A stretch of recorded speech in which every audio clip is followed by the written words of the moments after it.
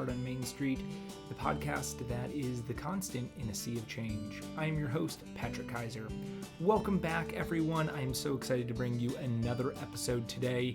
We have a great interview lined up with Crystal Vilkaitis of Rooted in Retail, where we talk about change and what it means to change your brand, to change your identity, to go through a business change. So really excited to bring that to you, to be able to talk about those things with you and learn from what someone who's really gone through a major change, changing from Crystal Media to Rooted in Retail, and what she has seen, the different offerings that she has for retailers like you. So very excited about that. A couple quick updates before we dive in. Last week, we also made some donations. So Heart on Main Street, a big part of what we're doing is helping out retailers that have been affected by natural disasters. Last week, I was down in Florida. We worked with a retailer down there called One Amazing Find, and honestly, an amazing store in itself, amazing people. Before the hurricanes that were in September of last year, had just opened up their second location called Gifted. And 3 weeks in, they had to close everything down, had to restart because of the hurricane. So really excited to be able to work with them, be able to make a donation for them to help them get back on their feet. This donation was also very special because it was provided by the company Nora Fleming. We have a partnership with Nora Fleming, part of their Banded Together program where they sell bands to some of their products, and we are represented by the purple band that Nora Fleming sells. So they were able to donate $10,000 to Heart on Main Street from proceeds of this purple band. And so we are so excited to be able to work with this retailer, to be able to provide money for them so that they can pay back some of the loans that they took out after the hurricane in order to make repairs to both of their stores and inventory and a lot of other things. So, and this was an amazing group of people to be able to work with. It is a fantastic, beautiful store with really special. A lot of their sales reps, their territory managers showed up for the donation. So really this great support for them. It was really beautiful to see. So that was in Tarpon Springs, Florida. And then the next day on Tuesday, March 11th, we went down to Fort Myers Beach, which was the location of our very first donation. We were coming up on 2 years since that donation was made, and we visited with Anita Saraseda, who has been on this podcast previously. She is the owner of the Islander, and her store is up and going. It took her 2 years in order from the hurricane, which was in September of 2022, to her opening back up in September of 2024, which was right before another set of hurricanes. So we were very nervous, very worried about her and what would happen to her store, and just hopefully she wouldn't have to go through all of that again. Thankfully, she did not. A lot more protections for the store and hurricane doors and other things that she put into place to protect the Islander. And it made it through the hurricane, a little bit of water, but overall she was protected during that. And so to be able to see her store, to see the impact that we made there, not only did we do a financial donation, but she was part of our Jumpstart program. So we were able to give her over $22,000 worth of product for her store. We also connected her with other visual merchandisers who are able to work with her store and redesign it, and especially the lighting elements. If you listen back to our last podcast, the visual merchandising techniques with Retail Works, they talked about lighting, and so Anita worked with Retail Works Inc., and really the lighting in the store is impeccable. Comparing it to other stores that I've seen, it's just bright, it's colorful, everything just pops within the store. It is beautiful. So really proud to see that her Anita's store, the Islander, is up and running again, that there were people there, that it was busy, and that this store looks so beautiful.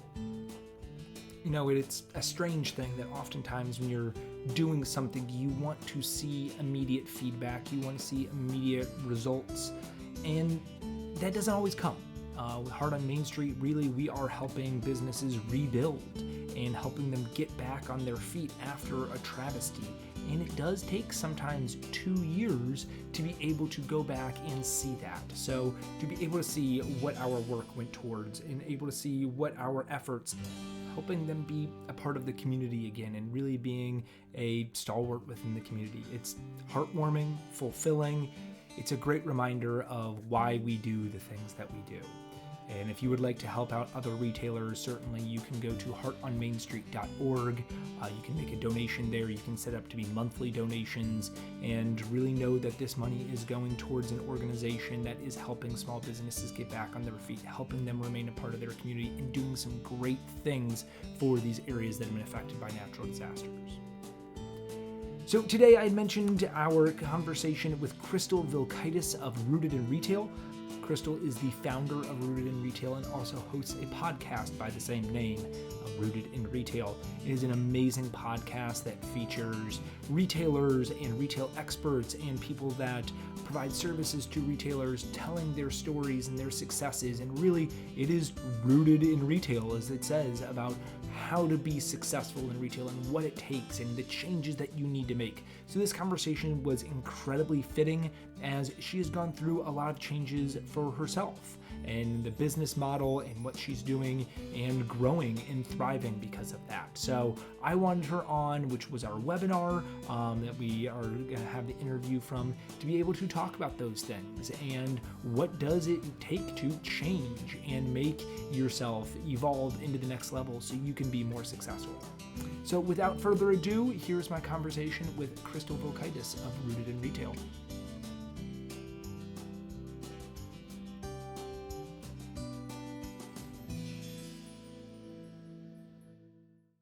Crystal, welcome. Thank you so much for being here. Thanks for having me, Patrick. I'm thrilled to be here. You're an inspiration to myself as well as I know many other retailers and entrepreneurs out there. So since the last time that we have talked, there have been some changes within Crystal Media, now Rooted in Retail.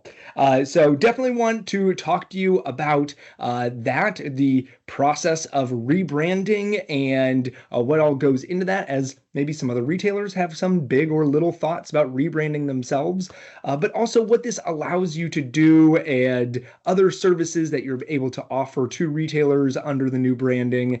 And then I know you just have your pulse on the retail ecosystem. So want to kind of pick your brain about everything that's going on within retail and what you see of how other retailers can thrive within their communities. So sounds like a great conversation. I'm ready. All right. Well, let's start with, I'll first off start by saying congratulations on rebranding your business from Crystal Media to Rooted in Retail. That is a big endeavor. So let's kick it off with a big question. Why did we transition from Crystal Media to Rooted in Retail? And what was the inspiration behind that change? Yeah, well, it's funny how business works. Like you sometimes, and I talk about this on my podcast a lot, like you just kind of have to take a step and take another step and take another step. And then information unfolds and we learn new things and we hear new things and we get new ideas. And for me, what happened was, I started this company as Crystal Media in 2012 and just started helping independent retailers. And that's who we worked with this entire time, is always independent retailers. Like we haven't worked with any other type of business. And so in March of 2023, I launched my podcast, Rooted in Retail. That's the name of the podcast at that time. And it's a great name. I love that. It's just, it's perfect. Yeah. I love it too. And it was just like, it was so exactly what we do. I've been in the retail space. I started in 2010. I had retail clients before that. I had a social media business before that, but just we are so rooted in retail. And the conversations that we were having on the podcast were successful retailers, retail pros. And so the brand, people got it, they remembered it. And as the podcast went on, like we're a year plus in, I'm just thinking this really represents what we do and who we serve a lot more than Crystal Media.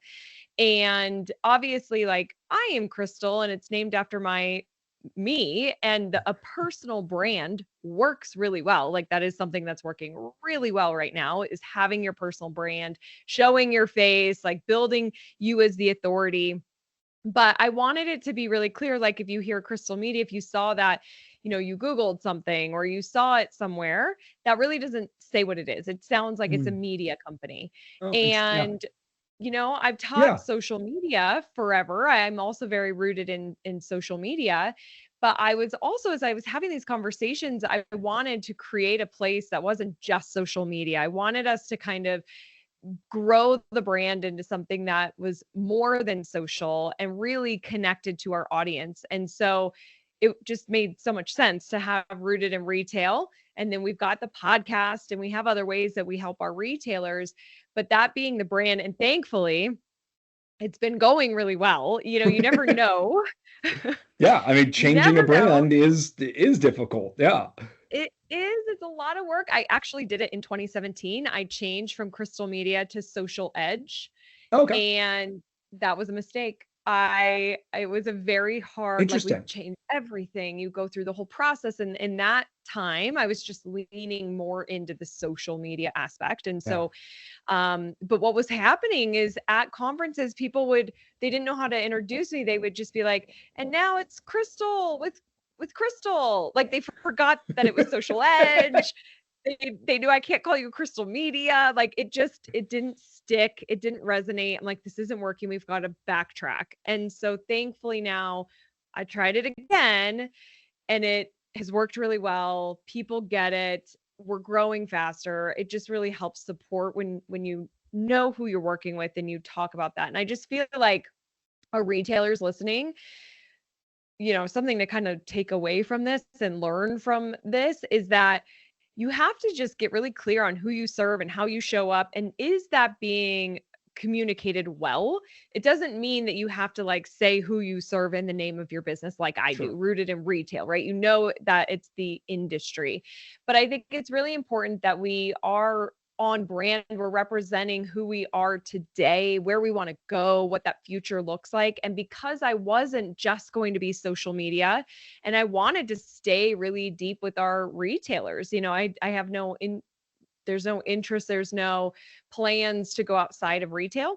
It just really made sense to integrate that. So don't be afraid, to Yeah. analyze, to assess, to make sure the messaging is right and to make the change. And you know what? If it doesn't work out like it didn't the first time, you can always fix it. Like, it's okay. But thankfully we're good now. Yeah. Good. And so, I mean, changing, you had a well-established brand for over a decade. Changing that, I mean, it's not a small feat. Was there a point where, and probably having the podcast of a similar name helped, but was there a point where you just like kind of this clicked and like, okay, this is gonna be right, and this is where we want to go?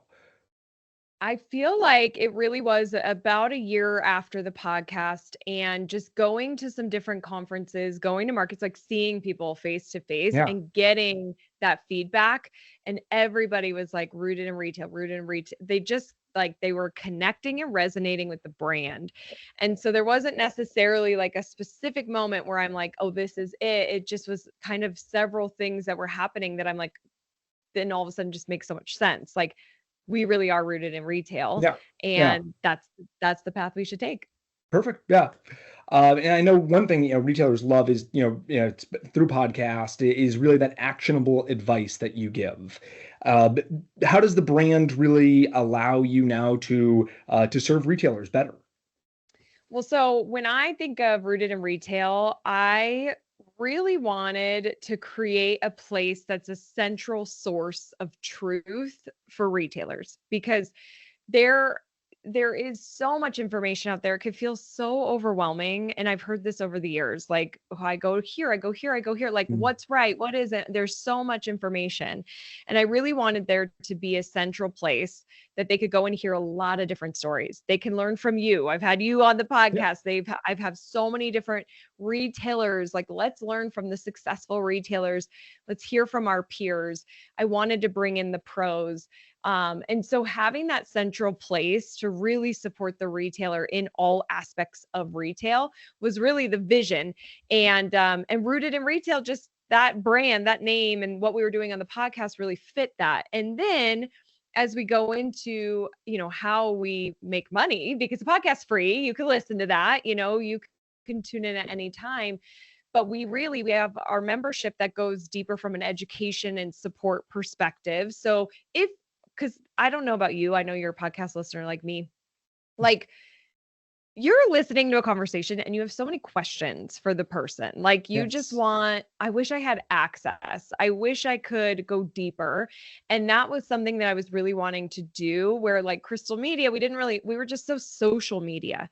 Okay, and so to give, to give access to the people on the show and to go deeper, to give access to me, which I haven't done in over a decade. Like I haven't really done a lot of like group coaching or anything like that. So that was new with our Rooted in Retail membership now.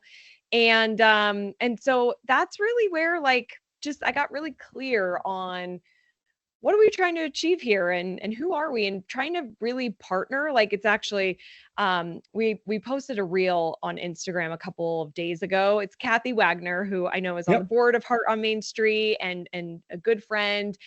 And she's speaking at my conference Evolve, and she's saying, Crystal, you're so abundant. Like you have people, all sorts of people here in the audience, or that are here at Evolve, that we could be competitors. Like I bring together a lot of people that could be competitors to me.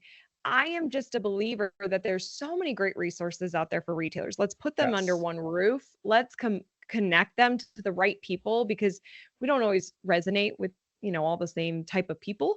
And so that's where we need variety, but let's have access to these people that can really help support our business, have those conversations, go deeper. I hope that answers your question. I feel like I went off on a tangent. No, and and that is one thing I've always loved, is like I see you as kind of like almost a central point of so many other resources within that provide services to retailers. And so you talked about Kathy Wagner, but what would be some of those others that you could either have access to through membership with Rooted in Retail, or people that have been on your podcast that other retailers can learn from, that they can connect to as well? Yeah. Well, so yesterday we had a group coaching call with Ramon. He's got Ramon at Home on YouTube. Okay. He has almost 300,000 subscribers on YouTube. Wow. He is a YouTube influencer. YouTube identified a handful of creators and invited them to the YouTube offices for a week, took them out to like parties and fed them and taught them and just like really immerse them in the world. And he was one of those people. And so I brought him on to speak to our members yesterday about YouTube, because for me, and I'm going to talk about this at my conference Evolve, you'll hear me talk more about YouTube. I think there's a lot of power in YouTube. Like, I think we're going to see a surge in it this year from a marketer perspective, from a creator perspective. Yeah. I can see YouTube's really changing their algorithm. All the social media platforms are changing their algorithm. Like Meta is going crazy with them, not loving what Meta is doing, but I'm loving what it's changing. YouTube is it's changing. And so anyways, like I see such power with YouTube, and I'm not a YouTube expert. I know a lot, but like, I'm not an expert. Yeah. I didn't build 300,000 subscribers on my channel. Like, so I found Ramon, he came on and talked to our audience, which was really cool. Nick McHenry, who also is a friend of Heart on Main Street too, One Shop Retail. He's in our membership too, for group coaching around email marketing, text marketing, loyalty. I just feel so strongly that for independent retailers in 2025, and I mean, this has been the story for many years now, but like now more than ever, it's so critical that they have their own database, that they have their own list. Like, because these algorithms are changing so much, you just cannot purely count on the fact that I can post to Instagram and people are going to see what I'm doing and come into my store for my events or buy the new products or attend my live stream. Like, it's just, the game is changing. And so you really need to grow your list. So again, I'm not an email or text expert, I can speak to it, but I rather our retailers learn from our experts. And so those are a couple of examples of just kind of going deeper and having that access. We have high level conversations that are really still pretty valuable on the podcast for free, but then getting your questions answered, we go a little bit deeper in membership. Yeah, with Nick McHenry, one thing I learned from him is, really that this concept of you do not own your followers or your follower list. If, whatever platform decides that all of a sudden they just want to either not push your stuff out or ban you or whatever, you lose all of that. And that Yep. if you don't have your email list, you don't have this backup other way for you to contact, you could have 100,000 followers on Instagram and that could be gone in a second. And so needing something that you own in order to be able to continue that and be able to market out to your retailers. It's so true. Well, and you look at TikTok, a lot of our independents are on TikTok. I think they should be. But there are creators that have built this amazing business off of TikTok. And when it got shut down for a whole 24 hours, Yeah. they were freaking out because their entire business overnight got shut down. I know our independent retailers can relate to that with COVID, Sure. overnight. You got shut down. But you did have other channels like social and email to sell through. We got creative. And so you've got to have those backup plans. It's so critical.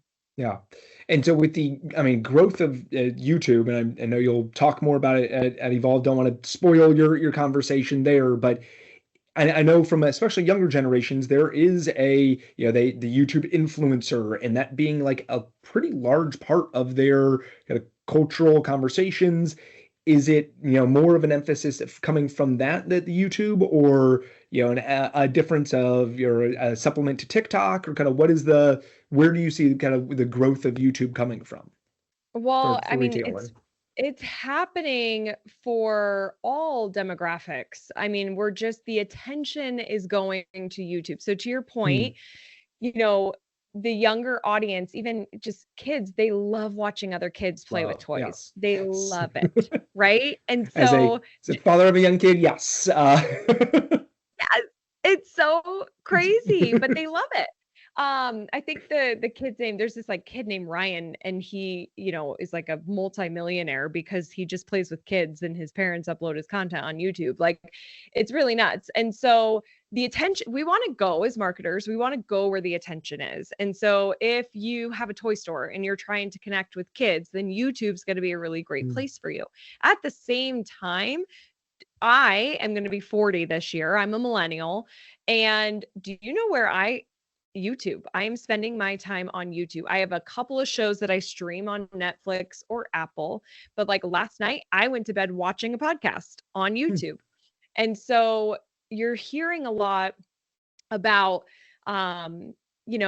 how we have to really optimize for the TV screen. And we talked about this in our call yesterday because we're scrolling, but what we're actually doing is instead of scrolling as much, we're now kind of the attention's moving off of mobile and back onto the TV, but we're streaming.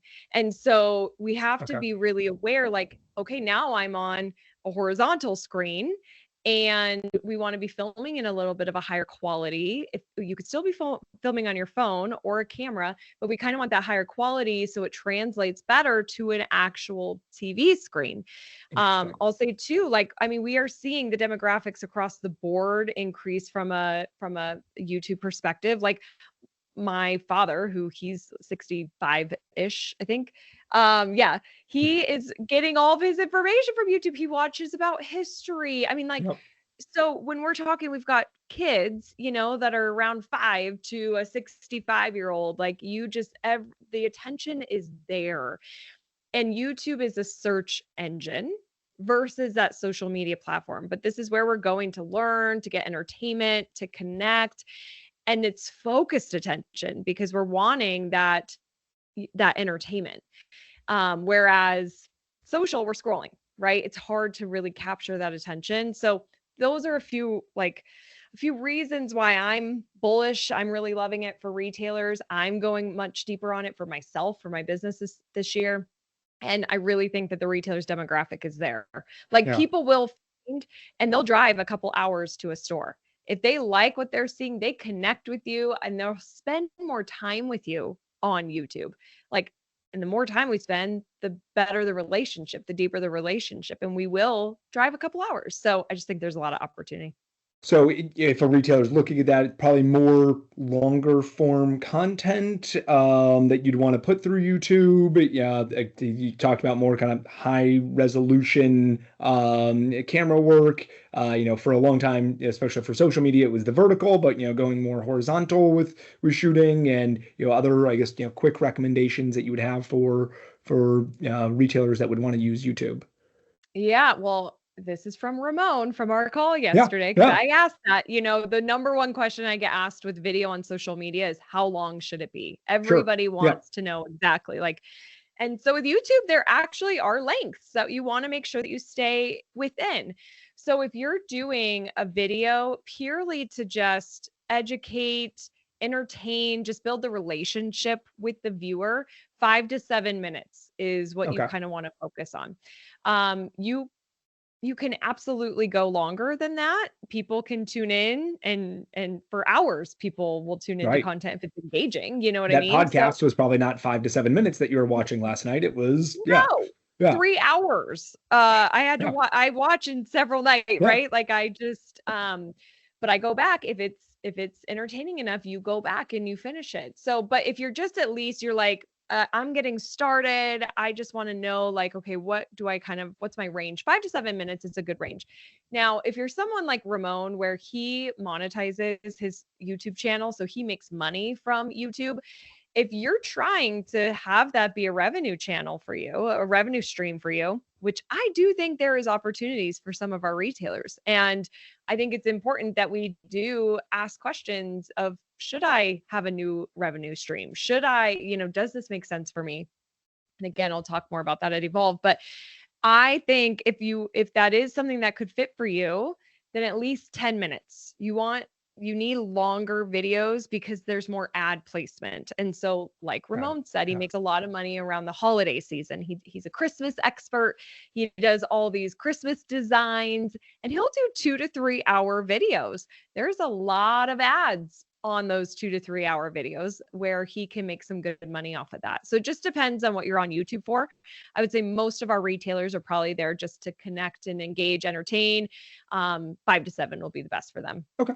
Yeah, that makes sense. Just again, it could be a longer story, something you're talking about your store. You could even talk about, you could do a how-to or something to kind of really show that. And if you're thinking of how do I fill up 5 to 7 minutes, because it was like always like, oh my gosh, you want me in the camera for 5 minutes? That's a long time. But Yeah.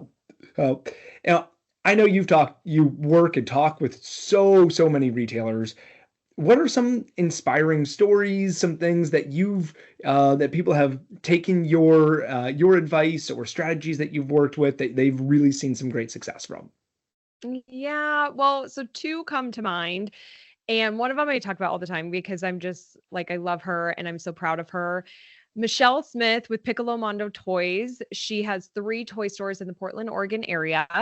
And she came into our world, I believe it was like 2020, kind of around the pandemic, like summertime, and saw a webinar of mine. And I was talking about, you got to put yourself out there and you've got to connect with people and just doing a lot of, like mindset work on doing video. Cause like you Yeah, just said, people get terrified scary. about like, how Yeah. am I going to come up with 5 minutes on camera? Like it's really hard for people. And honestly, the best kind of content for social media back in 2020 is the same. That's the best today Okay. is the humanized content. You're building that relationship, talking to the camera or some sort of human element. It could be hands in the video. It doesn't always have to be face, but like this is where independents so have an advantage over big boxes because you do have your people. You should show people. It's what people resonate with. So she was struggling. Like if you went to Michelle's Instagram, you would not see a face. I scrolled and scrolled and scrolled. I did not see one face. It was just all product or displays in her store, but that was it. And so she just kind of started listening. And I had a previous podcast called Crystal Uncorked, Yep. where I talked about business over wine. There's 100 episodes out there. If anybody wants to go binge them, there's some fun ones in there. But that was my, more about business, not just retail, not just social. And Michelle heard some of those, and I got vulnerable on some of those episodes, which helped give her the permission to be vulnerable too. And it's really amazing to me. I'm actually, I don't know if you've tuned into this segment on the Rooted in Retail podcast, but I have a segment called Retail Therapy. Okay. And Yes. we give therapy to retailers, and I bring in a therapist, which is a business coach. And so often on those calls, people are looking for permission. And so because we just hold ourselves back, and it's such a bummer. And I do this too. It's such a bummer, like, that we hold ourselves back and that we need that permission. And it really does hold the business back. So Michelle found some of the permission from me, thankfully, and she did it afraid. She started doing some videos, but she had somebody with her to help make her feel more comfortable, which is great. You could totally do that. Yep. And having someone with you, that props, things that like that, it makes you feel more comfortable. Yeah. It does. And you can have bullets. You can have things like, you should be kind of prepared, because that will also help you feel comfortable. If you're like, I'm just going to hit film and I don't know what I'm really going to talk about today, it's going to be hard to watch. Then You're not 5 going to minutes feel is great really, about it. really long time. If you do, 5 minutes goes by fast. Yeah. Yes, exactly. It's so true. And so, long story short, Michelle just sticks with it. She keeps doing it. She keeps doing it. And then you watch the evolution of her Instagram profile, where you never saw a human, to then all of a sudden she's doing like trending audio and she's dancing. She's doing trending audio and she's like crawling on the floor. She launched Toy Talk Tuesdays, a live stream she does every Tuesday, where she'd do thousands of dollars in a night on those toy talks. Like, she just went all in. And so that's like one of my most favorite transformational stories, because it just she has shows such you a great personality. And so you see that and you're like, oh my gosh, this person is like made to be in front of a camera. And then you're like, for a long time, she wasn't. And it's like, like you were missing out on so much there. I know you hate seeing the missed opportunities and kind of the opportunities, the money that we leave on the table. I just, again, because of our own fear and because of the permission, or we don't make it a priority. That's obviously a big thing too for our retailers. We put it on the back burner. But another person is Heidi Hardman with Polka Dots, who she last year at Evolve, as you know, we do retailer awards, and she was the award winner of our 15 Mile Famous award, where, this retailer has really leveraged the community. They've built their local awareness. They've really gotten out there, and it's more than just showing up on social media. It's really like thinking creatively on how we can show up to our community and how we can leverage our local community to drive business. And Heidi, she learned that. I love 15 Mile Famous. I think it's a really great lens for retailers to think about their marketing through. If everybody in a 15-mile radius knew your store, loved your store, knows exactly what you sell, that would probably grow your business. And so when we look through that lens, what Heidi and her team started doing is they were like, okay, well, where else are our perfect customers? How can we show up with them? So then they took out an ad in the local movie theater, because they're like, well, these girls are going out, they're going to the movie theater, then afterwards they want to go shopping. And so they're walking over to our store, and they participated in a parade. They were doing magazine ads. They were doing events, more events, different events, collaborating.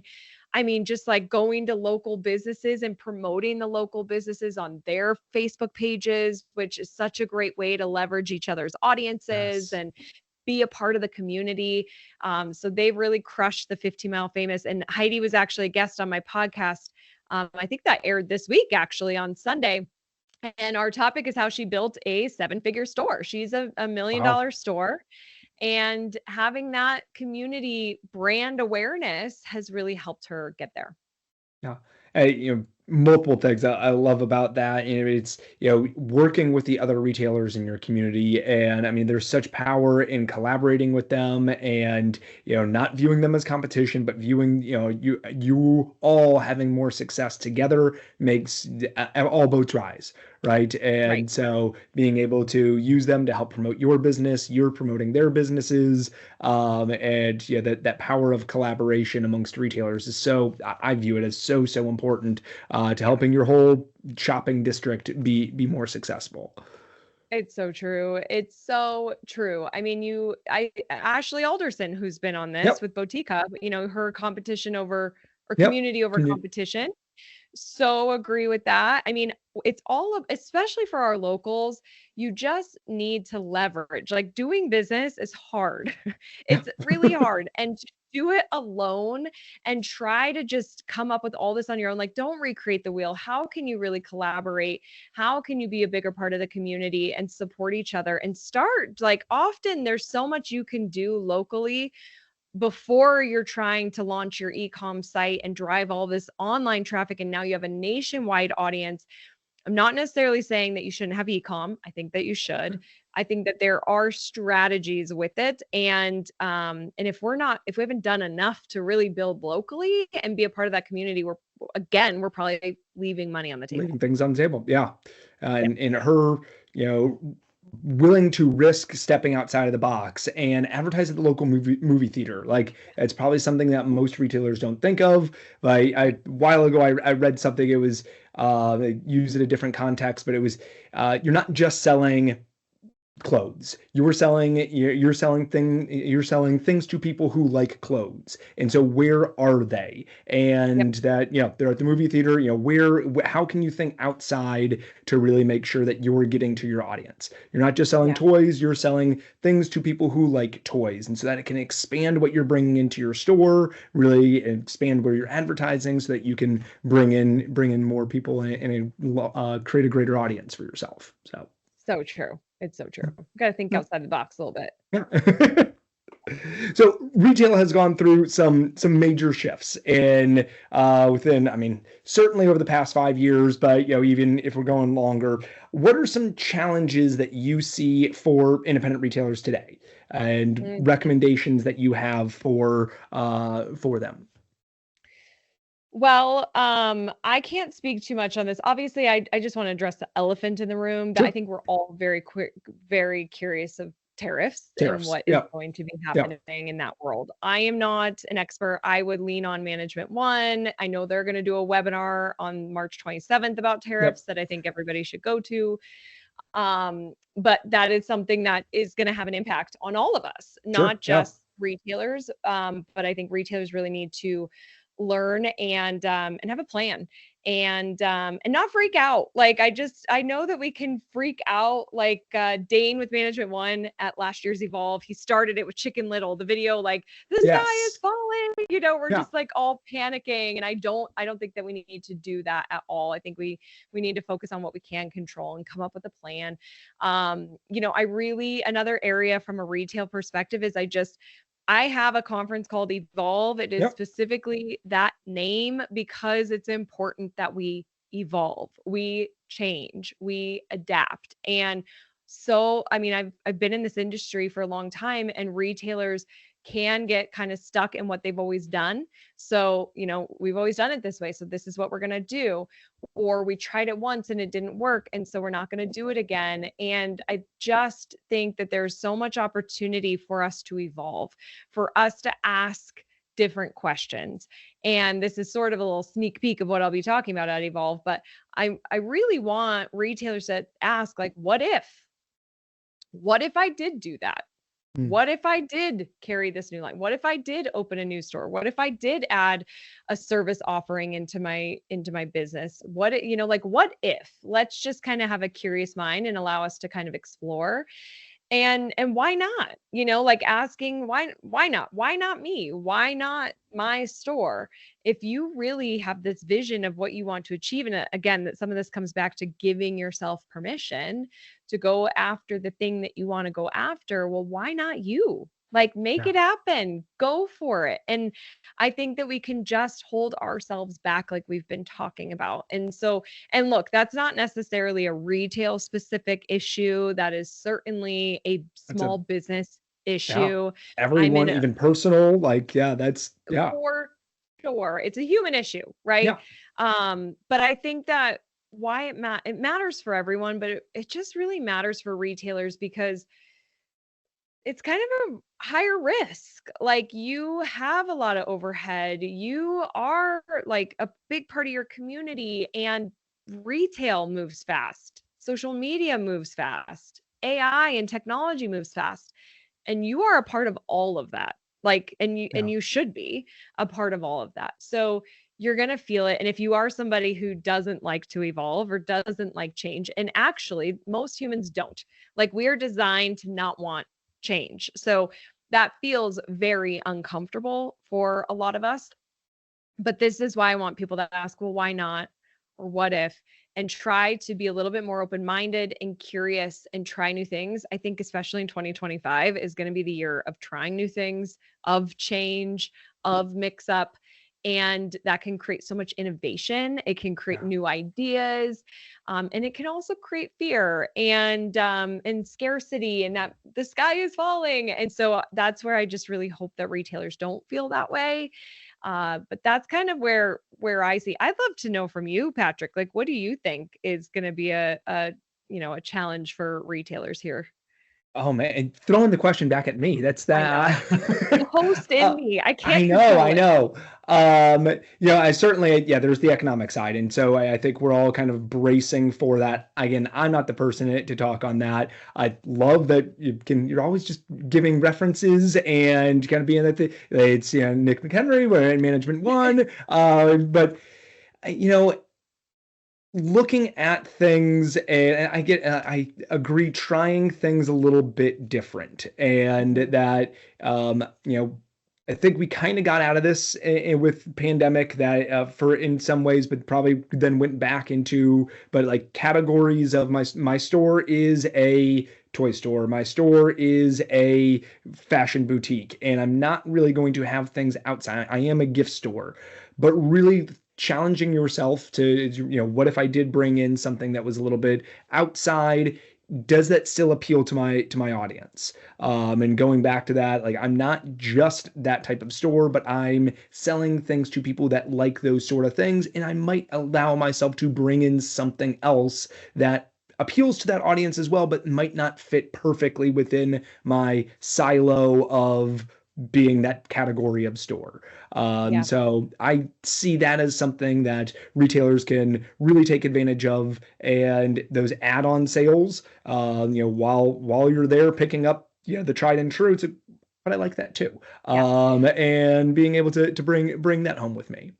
So true. Well, and something that I really love about that is you get to test the market too. Yeah. Like don't be afraid to test the market. I think that we are, again, if we're curious, we want to just understand, and then when the market changes, how are we adapting and what are we doing? And so you can test different products. You should always be testing from your social media perspective and the content that people Yep. resonate with. But so much of this comes back to really understanding your perfect customers. And because ultimately, right, you are buying for them, you're talking to them on social.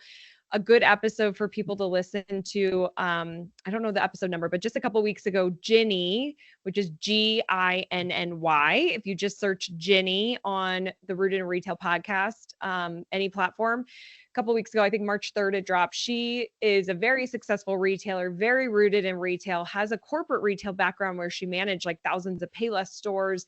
And ultimately, what she is so good at and her superpower is understanding her customer. Mm. That means you can buy for them. You know how to talk to them. You know how to get them to come back. And loyalty is that would be another thing. Like I really want retailers to focus on loyalty. Less than 20% of people, a retail industry stat, less than 20% of people come back to a store a second Yes. time. So it's Which like is there's a lot of mind golden. blowing that you're like a great majority of the business is off of one-time buyers. I And know. So let's focus on how we deliver an amazing experience in store, how we capture their information to remarket to them, and really stay in contact, because then you start shortening that gap. Like from 2 to 3, it really shortens. And then 3 to 4, it's like you have a lifetime customer. So we just really want to focus on that. But it ultimately comes back to really knowing your customer. And if you want some good tips, I'd listen to Ginny's podcast yeah, episode. yeah. You've mentioned permissions a couple times. What are things that you're seeing that retailers want permission to do? Oh, that's a fun question.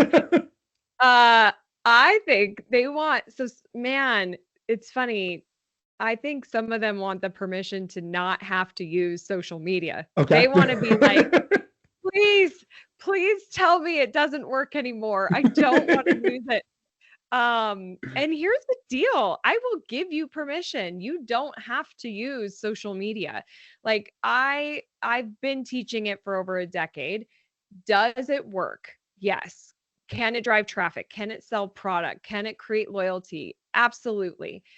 It's not going to work for the retailer who sometimes posts, Yep. who never shows their face, who never talks to their customer, who doesn't have any kind of strategy with social. They're just kind of doing it randomly. And it's so like, oh, I have to post to there.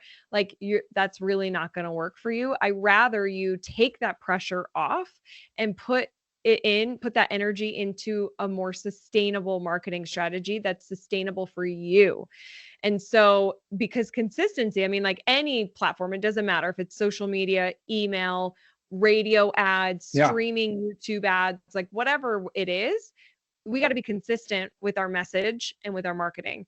And so, if you're just not going to leverage it and you're just not going to have a strategy and you're not going to be consistent, then let's find a different way for you to be consistent somewhere else that your audience is at, and that's more sustainable for you. So that could be if you identify, like, I have a group of people who, maybe they're streaming music, they stream YouTube and they stream Spotify. Well, maybe those are places that we have an ad that's running. And so, yeah, we have an ad budget.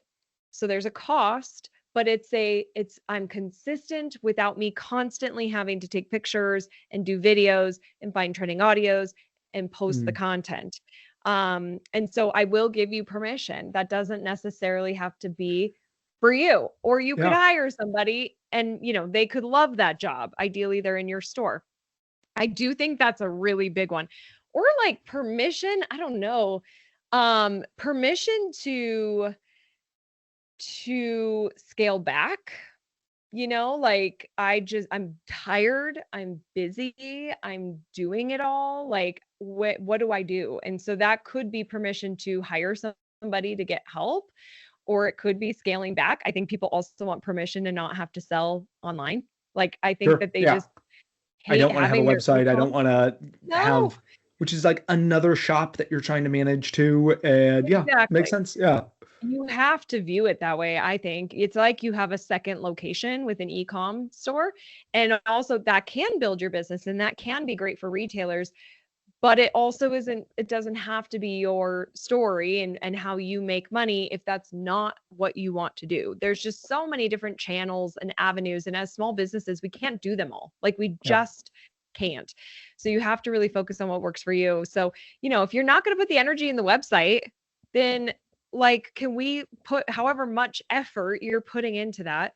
Can we move that into something that's more fulfilling for you, that really connects with your customers to then really grow that aspect? So I give you permission to not have this website that you got to constantly update and constantly market and drive traffic to. Those would be a couple of my top ones. Yeah, I mean, and that's very similar to what you were saying about social media. If you're going to be posting every other month, then it's not going to do you any good. If you're not going to be updating your website or putting product, then it's not going to do you.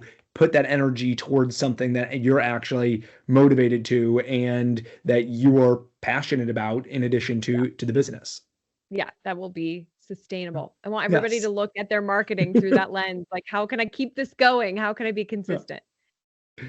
So, what do you see as exciting opportunities for retailers? What are things that, as you're looking, maybe kind of challenges maybe that forthcoming, but what are like things that when you're looking at the retail landscape, you're like, yes, this is really exciting for retailers. I think, man, I am, well, obviously YouTube's really exciting, but then the in-store experience, like, I just feel there's magic with in-person. They are a part of their community. Like, I have chills talking about this right now because they can really create these moments for people that really need it. Like, again, thinking about Michelle Smith, she's done a meetup for grandparents because how are grandparents making friends? Like you have lonely grandparents or single grandparents. And so she's got a toy store. Well, she hosted a meetup, in her store, have some drinks and meet other seniors, like I just think Very that's a cool. Yeah. cool thing that she's giving back to her community. A place for people to connect, to be entertained. I just think that that's not going anywhere. In fact, I think that it's really growing because technology is creating more gaps, it is creating more space. Remote work is creating that. And as humans, we do want that connection and we want things to do and places to go and fun. We want to have fun. And so I'm really excited for the retailers that create those awesome moments. I think events are just powerful, but I think that you can even just do small things within the store that really mean a lot to a person, like that really is above and beyond for them. And that's some of the content I'll talk about at Evolve too. Have you read the book Unreasonable Hospitality? I know of it. I have it on my list, but I think we've maybe talked about it, but I have not read it yet. So okay, I'm a little behind. You need to do it, Patrick. And everybody that's listening needs to listen to that book, read the book. It's by Will Guidara. He took the 50th restaurant in the world to the #1 restaurant in the world. Imagine doing that. I mean, that is a massive accomplishment. And it's how he did it. And he is all about unreasonable hospitality. And we think sometimes that hospitality is in restaurants or hotels, but it is absolutely in retail. If you have a physical storefront or even e-com, like how can you integrate hospitality into your e-com store? There's actually a lot of things you can do. But how do we just really deliver and just turn, moments into these magical experiences, like exceptional experiences? And so I got trained, I'm certified in that training and teaching that to our members, teaching that at Evolve, because that is something I'm so excited about. And I just feel like game changer for retailers. It will help you be resilient. It will help you connect deeper in really meaningful ways with your customers. For those who are doing live selling, the people who are okay with video and who are willing to be consistent, whether it's you or somebody on your team, because I am talking to both, like Lori with the dressing room. I also had her on my podcast. That was a great episode. She's been going live every single day since COVID to this day. Every single day. Oh my gosh. Yep. Ooh. I even checked in on her Good on Monday of this week to be like, is she still doing it? Oh, Yeah. she's still going live every day. I interviewed her last year. And this woman, when she goes live, she makes money. So that's why she goes live. Yep. Like it works for her. She's built this whole audience. She calls her audience, I forget what she calls them, but she has a name kind of like how Taylor Swift has Swifties. Yeah. Like she's got her ladies. Her beehive, yeah. Exactly. Yeah. And that's smart what she's doing there. Again, the consistency. Live shopping's blowing up on TikTok. I mean, I think it's just going to be massive this year. It's already really big. I have a dear friend, and I'm an investor in the company who Tampon Tribe, they connect with influencers. Like you don't have to always be the person who is in front of the camera. Like you can find somebody, and I talked to Ramon about this yesterday. Not everybody's built for the camera, whether we just don't like it or, we're just really awkward. Like that does happen. Dustin Pizer, my husband, is very awkward on the camera. He's getting better, but like he's pretty awkward. And so like, if that's just you can find somebody else, and you might find an influencer who's already has the audience, who's great on camera, and they can sell your products. And TikTok Shops makes it the best so far of matching, like having that platform to have the creators and influencers find the product that they then want to talk about and promote. And so this could be good more for like our e-com stores, a bigger brand, but you can take that and find local people. You might find like a micro influencer who's got 5 to 10,000 followers who could connect your store. Like they could go live in your store. They could have their own little show. They could do a book signing. They could do a Q&A. They could do all sorts of things in your business. And but I will say live selling, if you don't feel comfortable, maybe consider having somebody on the team. Jennifer Johnson's another one with True Fashionista. She's speaking at Evolve. Yep. Her team is just doing these live streams. Jennifer will jump in too, but she's got her team down. They're building their relationships and they're selling. It makes money. Like it's just the algorithms like it and it sells and it makes money. So those are some of the things I'm really excited about. YouTube, in-store experiences, TikTok, live selling, lots of opportunities for our retailers. That's amazing. Yeah. And yeah, the customer experience aspect of it, I just see as like, I mean, I was in a store on Monday and they had a workshop going on and they're working with sea glass and making picture frames out of sea glass. And it was just like a fun thing for people to get together and do. And they're like, oh yeah, we do one a week, and people become friends here. And they decide, yeah, we're going to go out to coffee afterward, and just never met each other. But it's kind of that bringing that community and just something to do and fun. And yeah, bringing in influencers, having events and other things that just bring excitement into the store. Yeah, I think that is just a huge avenue for retailers to really explore more with. Yeah. And the final thing I'll add to that too, like that connects back to permission, is I think there's so much opportunity, and this goes for any kind of small business or any business, but for retailers, I give you permission to run it the way you want to. Like be yourself.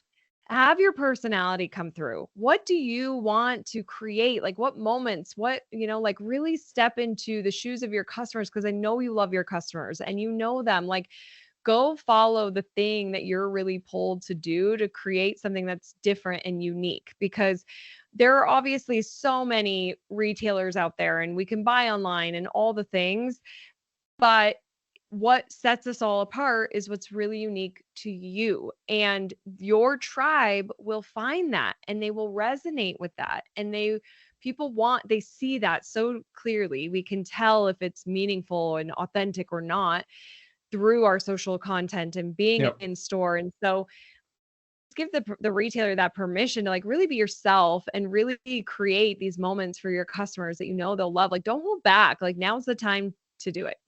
Just go all in and have fun. Yeah. People like that, to know you, the person behind the store, and know your personality, and a little silly, a little goofy, a little awkward. That's okay. Because it's, they walk in, they see you, they know you. So it's so true. We also have on our audiences other community organizations, Main Streets and downtown development groups. How can they help support independent retailers? How can they really help build their businesses or make sure that they're more successful?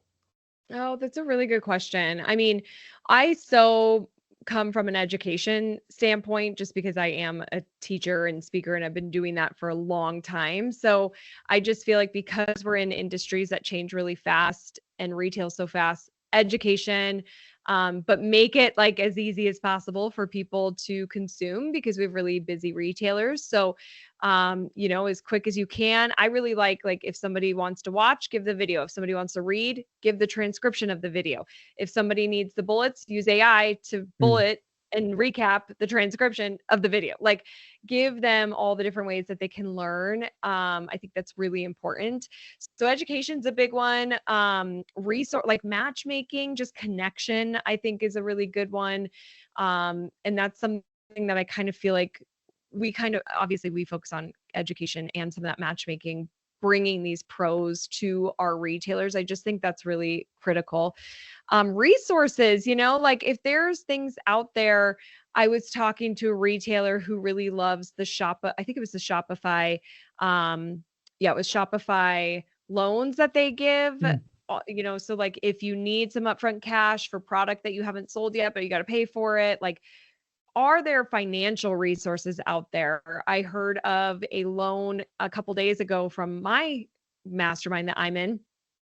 that 0% interest up to 100K for women-owned businesses. Oh, yeah. So, finding some of those resources, obviously it's a loan, but 0% is fabulous. Like Yeah. if you're just needing some support there, I just think that there's opportunities for associations to point retailers in the direction of some of those grants, financial assistance, and just connection and education. I think those are some really important pieces.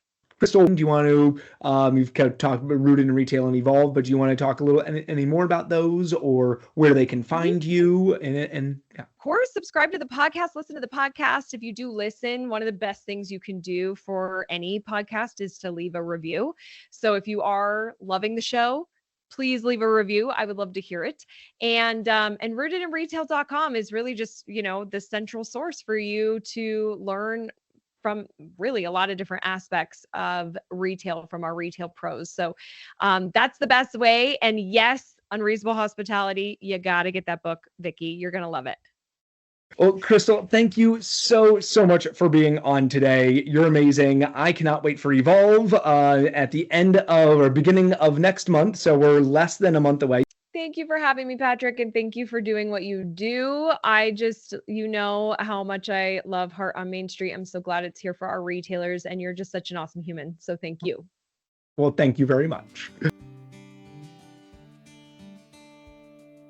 That was my conversation with Crystal Vilkaitis of Rooted in Retail. Definitely go check out her podcast, Rooted in Retail. Like, subscribe, comment, do the same to this as well. Main Street Matters by Heart on Main Street. She says I'm an awesome human being, but to be honest, we're just all trying to figure things out, just like everybody else. So if you would like to donate to Heart on Main Street, you can do so through our website, heartonmainstreet.org. You can also register for any webinar that we have there. This was a recording of a webinar, so you can watch our conversations live. Anyone that registers also receives a free recording of the webinar, and then you can also always catch up with them on this podcast. So again, our website is heartonmainstreet.org. Thank you so much for listening today.